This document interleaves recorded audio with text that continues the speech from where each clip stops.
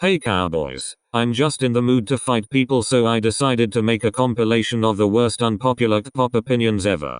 Just to clarify, those are not my opinions. I found all of these on Reddit. All I'm doing here is fighting them, lol. Anyways, feel free to go off in the comments. It do be very entertaining. Number 1. I must confess that I create multiple fake accounts with Blackpink icons so other fandoms can drag them and their annoying fandom. They hikey deserve the hate they get. It's their fault, but sometimes I feel like a bad person. Yes, you should definitely feel like a bad person. I don't know what level of insecurity OP has to do something like that. Yes, some blinks can be problematic, but that's the case for every other fandom as well. Blackpink themselves didn't do anything to deserve the hate you're giving them. Anyways, you probably don't feel bad since you don't seem like you want to stop doing this.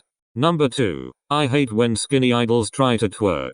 To twerk you need to jiggle, bounce, show off your butt. But like, if you don't have one, you're just breaking your back.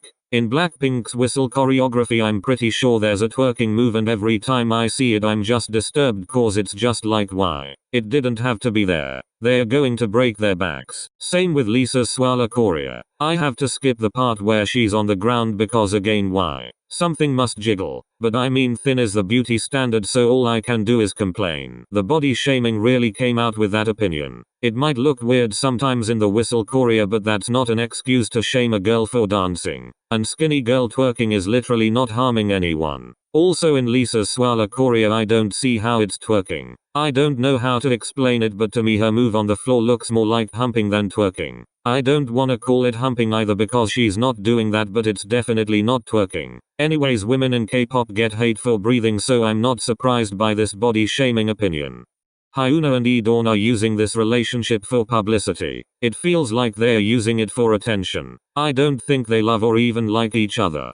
So you're telling me that they threw away their careers and many years of training that probably ruined their teenage years for attention? They're literally acting like a normal couple. People post pictures and videos of their significant other all the time, so why is it attention seeking if it's between idols? Korean celebrities hide their relationships because if the public found out it would ruin their career. Hyuna and Dawn went through so much hate and are lucky to have found a new label to sign under. If it was publicity, they wouldn't have been kicked out of Cube. Number 4. I think Chungha would have been better in a group rather than being a soloist. Her voice is really basic and doesn't stand out much. That's why. Girl, you might be the only person in the world who thinks that. If she was put in a group, she would outshine everyone. If you listen to MR removed videos, you'll realize that she tries to sing the whole song and lip sync the less possible. As a soloist, this is extremely hard to do. She never dodges the high notes and usually does them to perfection. She's also an amazing performer. Her charisma and stage presence are always on point. She's literally a soloist material. Number 5. I don't get how BTS is so popular. I get that they're cute and talented, but is that all you really stand them for? What about their personality? Their dedication? Fans think Jungkook gave up his school at a very young age. Well, look at Jisung and Wonyoung. Armies are also so annoying. Talking about how hot they are. Like, I'm gonna vomit. I'm still an army, but I'm not as obsessed as I was before. Y'all just want to find any reason to hate on successful people. We all want our faves to be the best at everything, but it's not a reason to put down other groups. Army stan BTS for their music, their personalities and their looks, just like how OP stans their faves. I'm not sure what OP meant by Jungkook quitting school, but I'm assuming they're annoyed that people always bring it up. I mean, people talk all the time about Wonyoung being way too young to debut, but since IZ*ONE isn't as big as BTS, you don't hear as often. Plus, let ARMY breathe and let them talk about how hot BTS are. We literally all do that with our faves.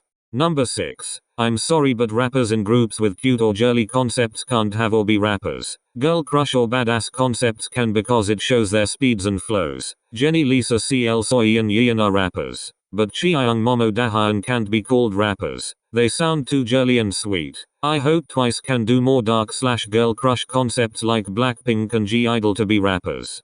Okay, so that one is pretty controversial and I think some of you guys are gonna disagree with me. But let me first just show you those comments. The OP obviously has no real knowledge of what rapping is. Here you dropped your nose. Whoever reserved raps for badass concepts? Everyone has their own style of rap and the genre is on a broad spectrum. You cannot just say female rappers aren't rappers just because they don't rap in a sexy/girl crush beat/style. Everyone has their own, so you can't narrow it down. Plus a rapper is also someone who writes their own raps, so pretty much most of the girls you said were rappers aren't because they don't even write their own raps. Okay, I kinda disagree with the opinion that rappers must be able to write their own raps, but still, I'm tired of seeing people shit on Twice rappers. Did y'all forget about Dahyun's iconic Feel Special rap? Or to refresh your memory, here's her iconic What Is Love rap.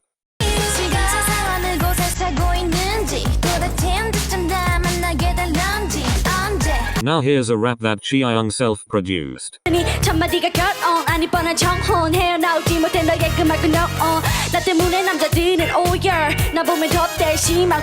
Anyways, the clonery jumped out love.